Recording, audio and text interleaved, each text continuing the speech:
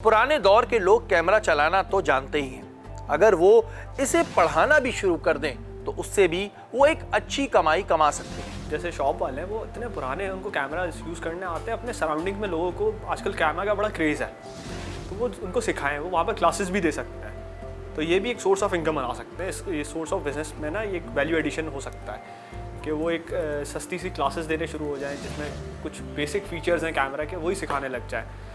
For example मेरे पास ये camera है, इसमें बड़ी कैमरा में कुछ चीज़ें बड़ी इंपॉर्टेंट है, सही है। एक है शटर स्पीड, सही है, जो कि ये एक आप 100 देख रहे हैं मेरे सामने, इस पर ये 125 160 ये शटर स्पीड कहलाती है। ये बड़ी काम की चीज़ है, सही है। अच्छा ये क्या है, ये आपके लेंस के और आपके सब्जेक्ट के बीच में एक जो स्पीड है उस पर काम कर रही होती है।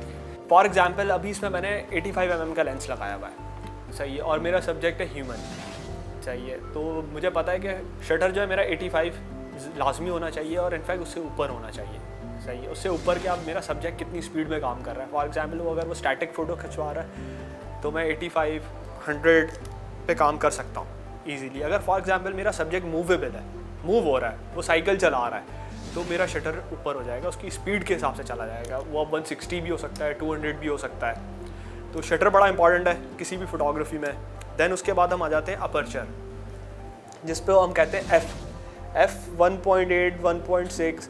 ये एक, अगर मैं आपको इसको कंपैरिजन दूँ शटर और अपर्चर को ह्यूमन आँख के साथ, तो एक बड़ा बेसिक इसका फार्मूला है कि शटर जो है आँख को ब्लिंक करना है और अपर्चर जो है ना आपके आँख का तारा है।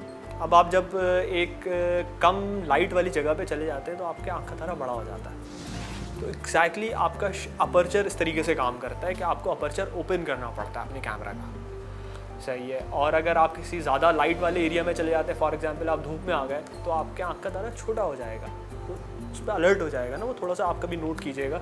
तो आपको अपने अपर्चर को छोटा करना पड़ेगा, सही है। उसको हम कहते हैं कि हम अपर्चर को छोटा करना, लेकिन एक्चुअल में हम उसका नंबर बढ़ा रहे होते हैं। फॉर एग्जांपल अभी अगर मैं कम एक स्टूडियो सेटअप में हूँ तो मैं कम अपर्चर पे शूट कर रहा हूँ तो मेरा अपर्चर होगा 1.6 1.4, सही। अगर मैं आउटडोर पे जा रहा हूँ तो मेरा अपर्चर बढ़ जाएगा, फॉर एग्जांपल F4 चला जाएगा, F5 पे, F6 पे मैं ज़्यादा अपर्चर पे काम करूँगा ताकि लाइट को मैं एक परफेक्ट मीटरिंग पे इन्हांस कर सकूँ। अच्छा, एक तीसरी चीज़ बड़ी इंपॉर्टेंट है इसके साथ ही, जो कि इन सारी चीज़ों को रिलेट करती है, जिसको हम कहते हैं ISO। ये है ISO, सही है। ISO भी जो है एक लाइट है, सही है, ये भी एक काम करती है। अच्छा, इसको हम ज़्यादा इनहैंस 800 से 900 से ऊपर नहीं जाते क्योंकि इससे ज़्यादा ISO ग्रेन ऐड करने लग जाता है। लेकिन आजकल इन लेटेस्ट कैमरास के अंदर ग्रेन का ऑप्शन बहुत अच्छा है कि इसमें नहीं होता।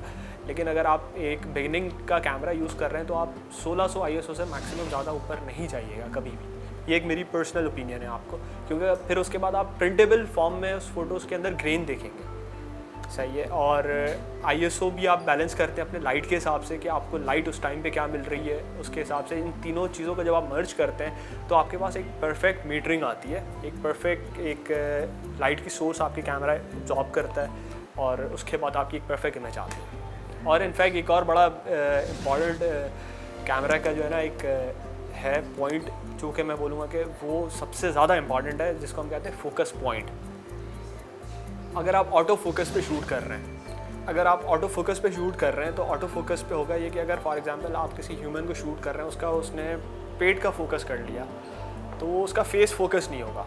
तो आपको हमेशा आई फोकस करनी है किसी भी सब्जेक्ट की, ह्यूमन की। तो आप फोकस पॉइंट अपना मैन्युअली सेट करें और उसको जो है फेस पे रखें पोर्ट्रेट के लिए, और उस जिस चीज़ को आप फोकस करना चाह रहे हैं आप उस पर फोकस पॉइंट सेट करें और शूट करें। तो ये बेसिक पॉइंट्स हैं और ये आप जो है ना अपने सराउंडिंग में अपने लोगों को सिखाएं, क्लासेस दें। इनफैक्ट और भी टेक्निक्स हैं, जितना आप पढ़ाएंगे उतनी आपकी भी ग्रिप होगी, जितनी आप चीज़ें बताएंगे उतनी आपकी ग्रिप होगी।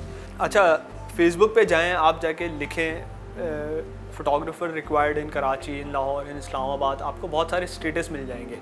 तो आप देखेंगे कि कौन सा किस डेट का स्टेटस है। ऑब्वियसली बात है, प्रेजेंट किसने अभी लगाया स्टेटस, आप उनको इंगेज करेंगे, उनको इनबॉक्स करेंगे और वहाँ से आप अपनी लीड्स जनरेट करेंगे और आप बिजनेस कर सकते हैं। और आपको स्टूडियो और इन सारी चीज़ों की ज़रूरत नहीं है। अच्छा, जब आपकी कम्युनिटी बन जाती है ना, काम वाले लोगों की, तो आपके पास फिर काम सराउंडिंग से भी आने लग जाता है। फॉर एग्जांपल मेरे पास अगर कोई काम है और मैं वो नहीं कर पा रहा इस वक्त, तो मैं क्या करूँगा, मैं अपने किसी कुलीग को वो काम ट्रांसफ़र कर दूँगा।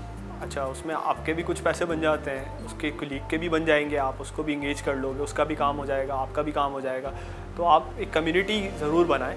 कम्युनिटी से जो है ना बड़ा फ़ायदा हो जाता है। आप इन द एंड कभी ऐसी इमरजेंसी की सिचुएशन भी बन जाती है कि आप एग्जीक्यूट नहीं कर पाते कोई काम, कि आप किसी इमरजेंसी में इंगेज हो गए, तो आप वो काम डिस्टर्ब नहीं करने देते, आप उस किसी और को इंगेज कर देते हैं उस काम के लिए। तो आप अपने फ्रेंड को या फोटोग्राफर को, किसी और दोस्त को आप उसको साइन करवा देंगे उस काम पे कि वो काम करेगा, उसमें कुछ ना कुछ आपको भी एक अच्छा अमाउंट मिल जाता है। सोशल मीडिया को आप जितना अच्छा प्रोफेशनली यूटिलाइज़ करेंगे ना, उतना अच्छा आप अपनी सोर्स ऑफ इनकम बना सकेंगे। ओल्ड स्कूल होने की वजह से भी इतना मायूस ना हो, लेकिन हो जाएगा, बहुत ईजी है, इतना डिफ़िकल्ट नहीं है। ये कैमरा भी तो चलाना सीख ही लिया है ना, तो आगे भी सीख लेंगे, आगे भी काम कर लेंगे।